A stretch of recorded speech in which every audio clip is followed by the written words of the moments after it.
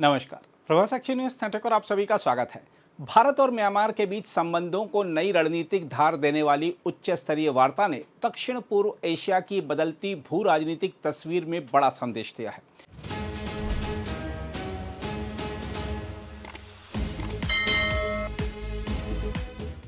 Myanmar के राष्ट्रपति you मिन आंग ह्वाइंग ने राष्ट्रपति बनने के बाद अपनी पहली विदेश यात्रा के लिए भारत को चुनकर साफ संकेत दिया कि वह चीन की बढ़ती पकड़ से संतुलन बनाने के लिए नई दिल्ली के साथ संबंधों को प्राथमिकता देना चाहते हैं। सबसे महत्वपूर्ण बात यह रही कि ह्वाइंग ने प्रधानमंत्री नरेंद्र मोदी को स्पष्ट आश्वासन दिया है कि म्यांमार की धरती का उपयोग भारत विरोधी गतिविधियों के लिए नहीं होने दिया जाएगा। यह संदेश केवल चीन के लिए नहीं बल्कि म्यांमार में सक्रिय उन सशस्त्र गुटों के लिए भी था जो लंबे समय से भारत के पूर्वोत्तर राज्यों में अशांति फैलाने की कोशिश करते रहे हैं।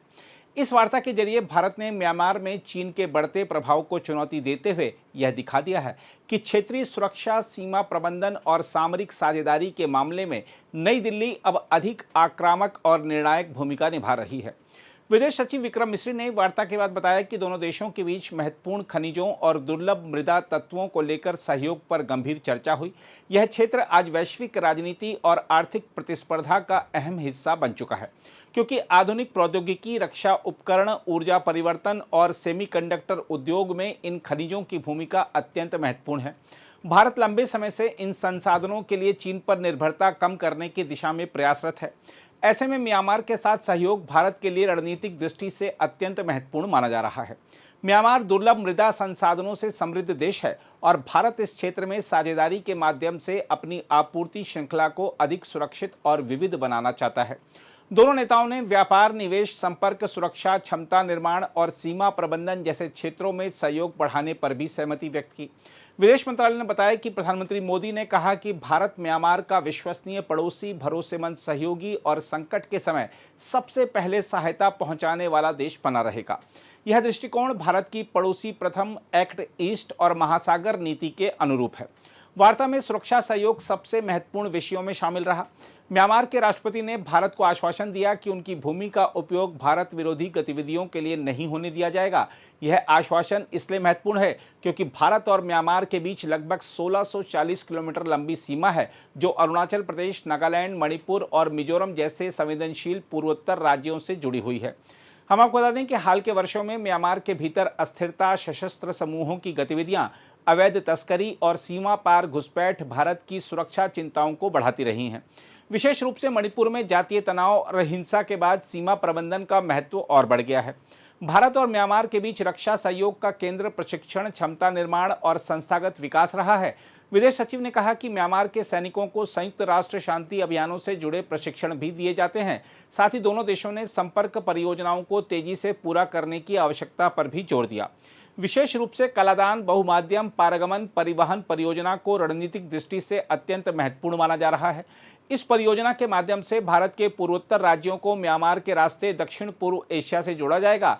इससे न केवल व्यापार और आर्थिक गतिविधियों को गति मिलेगी, बल्कि पूर्वोत्तर भारत का रणनीतिक महत्व भी बढ़ेगा। यह परियोजना भारत की एक्ट ईस्ट नीति का प्रमुख आधार मानी जाती है।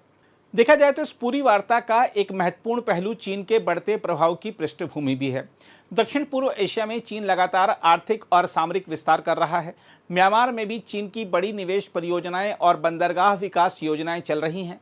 ऐसे में भारत म्यांमार के साथ संबंधों को मजबूत कर क्षेत्रीय संतुलन बनाए रखना चाहता है। भारत के लिए म्यांमार केवल पड़ोसी देश नहीं बल्कि पूर्वोत्तर भारत को दक्षिण पूर्व एशिया से जोड़ने वाला सामरिक द्वार है। इसलिए नई दिल्ली इस संबंध को आर्थिक, राजनीतिक और सुरक्षा तीनों स्तरों पर मजबूत करने की कोशिश कर रही है। प्रधानमंत्री मोदी ने म्यांमार में शांति, स्थिरता और समावेशी संवाद के समर्थन की भी बात कही है। भारत ने संघीय शासन व्यवस्था और आर्थिक विकास के अपने अनुभव साझा करने की पेशकश की है। यह संकेत देता है कि भारत म्यांमार में स्थिर राजनीतिक व्यवस्था और दीर्घकालिक शांति को क्षेत्रीय स्थिरता के लिए आवश्यक मानता है। हम आपको यह भी बता दें कि म्यांमार के राष्ट्रपति यू मिन आंग ह्वाइंग ने अपनी भारत यात्रा के दौरान विदेश मंत्री एस जयशंकर और राष्ट्रीय सुरक्षा सलाहकार अजीत डोभाल से भी महत्वपूर्ण मुलाकात की। इन बैठकों में सीमा सुरक्षा, पूर्वोत्तर क्षेत्र में सक्रिय उग्रवादी गुटों की गतिविधियां, अवैध हथियार और नशीले पदार्थों की तस्करी, समुद्री सुरक्षा तथा क्षेत्रीय स्थिरता जैसे मुद्दों पर विस्तार से चर्चा हुई। भारत ने साफ किया कि म्यांमार की स्थिरता और वहां शांति बहाली भारत की सुरक्षा से सीधे जुड़ी हुई है। अजीत डोभाल के साथ हुई बातचीत में सामरिक सहयोग, खुफिया समन्वय और सीमा पार आतंकी नेटवर्क पर निगरानी मजबूत करने पर विशेष जोर दिया गया। विदेश मंत्री एस जयशंकर के साथ बैठक में व्यापार, संपर्क, परियोजनाओं, ऊर्जा सहयोग और पूर्वोत्तर भारत को दक्षिण पूर्व एशिया से जोड़ने वाली योजनाओं को तेजी से आगे बढ़ाने पर सहमति बनी। देखा जाए तो म्यांमार के राष्ट्रपति की यह यात्रा ऐसे समय में हुई है जब पूरा क्षेत्र भू राजनीतिक प्रतिस्पर्धा, आपूर्ति श्रृंखला संकट और सुरक्षा चुनौतियों के दौर से गुजर रहा है।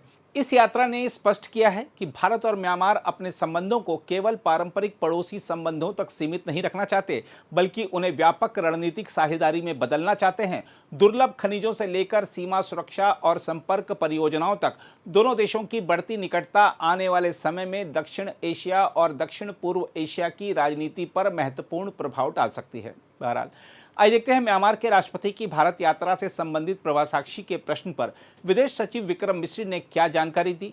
सर नमस्कार, मैं नीरज दुबे प्रभा साक्षी से। सर, जो म्यांमार के सशस्त्र समूह हैं उन पर आरोप लगते रहे हैं कि वो नॉर्थ ईस्ट में आकर अशांति फैलाते हैं, खासकर एक क्षेत्र में।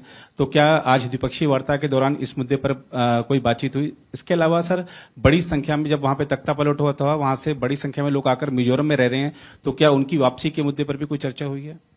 नीरज, आपका जो एक सवाल था, जो म्यांमार की ओर से जो सशस्त्र वहाँ पे ग्रुप्स वगैरह हैं उनकी एक्टिविटीज को लेके, तो मैं आपसे कह सकता हूँ कि ये मुद्दा प्रधानमंत्री जी ने उठाया था आज बातचीत में, और उन्होंने इस बात पे जोर दिया कि ये जो गुट हैं ये हमारी जो सीमाएं हैं उनके आसपास इनकी कार्रवाई चलती रहती है, और जवाब में जो म्यांमार सेना की कार्रवाई होती है इनके खिलाफ, तो वो भी सीमाओं के काफी पास में होती है, और उससे काफी प्रभाव पड़ता है सीमा के इस तरफ, भारतीय छोर की तरफ, वहां पे रहने वाले लोगों पे। तो कभी कभी तो वहां पे कुछ नुकसान हो सकता है वहां पे, या जैसे आपने भी बताया कि जो बहुत सारे शरणार्थी हैं उस तरफ से, बॉर्डर के उस तरफ से हमारे यहाँ आ जाते हैं। आप कई मित्रों ने मिजोरम की बात की है, हम सब जानते हैं कि मिजोरम में कुछ समय से वहां पे शरणार्थी इस वजह से आए हुए हैं।